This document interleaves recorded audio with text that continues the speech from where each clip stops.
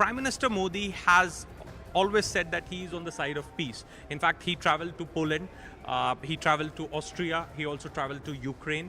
Perhaps the perspectives were exchanged on the ongoing conflict. In fact, Prime Minister Modi did a podcast interview also with Lex Friedman. In fact, he said that he is the one who told President Putin that this is not an era of war. Then he also sends message for President Zelensky that solutions cannot be found on a battlefield, irrespective, regardless of who is supporting you. How do you look at Prime Minister Modi's role as far as this conflict is concerned? Perhaps India's role has always been very positive. India has always spoken about dialogue and diplomacy, solution through dialogue and diplomacy.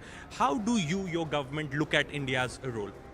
We are very grateful for India's involvement. We are very happy that Prime Minister Modi is doing that. We had a fantastic visit of Prime Minister last year. We signed a comprehensive strategic agreement. We signed an action plan to implement it. We appreciate the fact that Prime Minister Modi, at the early stages of the war, did persuade Mr. Putin not to try to use tactical nuclear weapons. He made a call to President Putin. And we also want peace. Nobody wants war. But we want peace that would be secure and stable. We don't want peace that would be a temporary ceasefire which results in 3 years later in a major war. Okay. So we support peace efforts that will secure a stable and sustainable peace in Ukraine, and we are very grateful to Prime Minister Modi for his involvement. His visit was a phenomenal success, and the first in 45 years a Prime Minister of India came to Poland, and we were very happy that he is involved because he has a mollifying influence over Putin. तो अब तक इस बात को लेकर आप भी जानते हैं विपक्ष बार बार माखौल उड़ाता रहा था, लेकिन आज किसी और ने नहीं, पोलैंड के उप विदेश मंत्री की तरफ से ये बयान आ गया।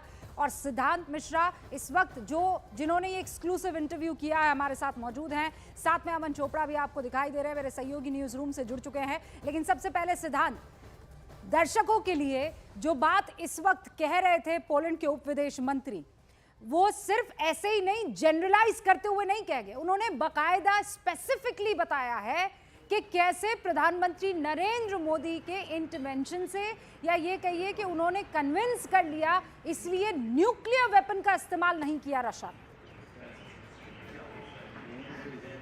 जी बिल्कुल रूबिका, बाकायदा ये खतरा जो था ये मंडरा रहा था यूक्रेन पे, और जो पश्चिम के देश थे वो लगातार इसको लेकर चिंता व्यक्त कर रहे थे कि क्या होगा अगर रशिया ने अपने न्यूक्लियर आर्सेनल का, टैक्टिकल न्यूक्लियर वेपन का इस्तेमाल किया। उसी दौरान भारत की मदद ली जाती है, प्रधानमंत्री मोदी की मदद ली जाती है, और जब प्रधानमंत्री मोदी राष्ट्रपति पुतिन से बात करते हैं और उनको ये बोलते हैं कि किसी भी परिस्थिति में टैक्टिकल न्यूक्लियर वेपन का इस्तेमाल ना किया जाए तो बेहतर होगा, और वो बात मान ली जाती है। और आज इस लड़ाई को तकरीबन 3 साल हो चुके हैं और टैक्टिकल न्यूक्लियर वेपन का इस्तेमाल रशिया ने नहीं किया। तो ये भारत की ताकत है रूबिका।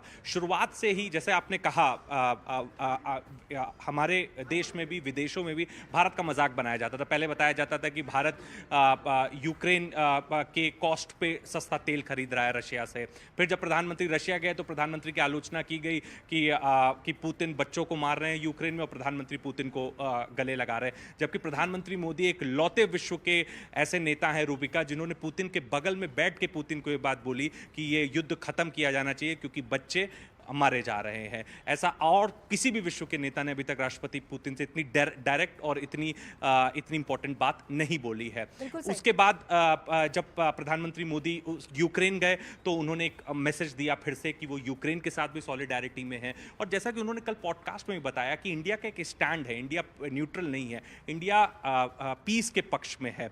2022 में राष्ट्रपति पुतिन को उन्होंने बोला था this is not an era of war. पिछले साल जब वो पुतिन को मिले तो उन्होंने बोला solutions can not be found on the battlefield and it can only be found through dialogue and diplomacy. India हमेशा डायलॉग और डिप्लोमेसी का पक्षधर रहा है। आज आप देखिए क्या हो रहा है। जो बात जयशंकर ने बोली थी, मंत्री जयशंकर ने बोली थी 2 साल पहले कि a weaker Russia will tilt more towards China, आज यही बात ट्रंप भी मान रहे हैं, इसीलिए युद्ध खत्म करना चाह रहे हैं, जिसमें वो ये युद्ध खत्म करके इंडो पैसिफिक पे फोकस करे, चाइना को कंटेन कैसे किया जाए उस पर फोकस करें।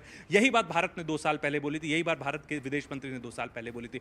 तो जो बातें भारत 2 साल 3 साल पहले से करता आ रहा है, जब बाइडन थे तो उसको लेके बड़ा क्रिटिसिज्म होता था, बड़ी आलोचना होती थी, जो वेस्ट के इन्फ्लुएंसर तो बड़े बड़े लेख लिखते थे कि कैसे इंडिया सस्ता तेल खरीद रहा है, कैसे इंडिया जिसे कहते हैं ना कि मौके का फायदा उठा रहा है, कैसे इंडिया अभी भी स्ट्रेटेजिक टाइज रशिया के साथ रख रहा है, आर्म्स खरीद रहा है, फलाना ढिमका, बहुत इस प्रकार की बातें होती थी। पर ये पहली बार होगा कि जब पोलिश डेप्यूटी फॉरेन मिनिस्टर ने न्यूज़ 18 के कैमरे के सामने बात कबूली है कि कैसे प्रधानमंत्री मोदी ने स्वयं एक बहुत अहम भूमिका निभाई थी उस वक्त राष्ट्रपति पुतिन से बात करके, सिद्धांत, और और उनको भी इस कुछ बारे सवाल में हैं जो समझाया था ज़हन में किसी हैं, भी वो मैं परिस्थिति आपसे में। पूछूंगी, लेकिन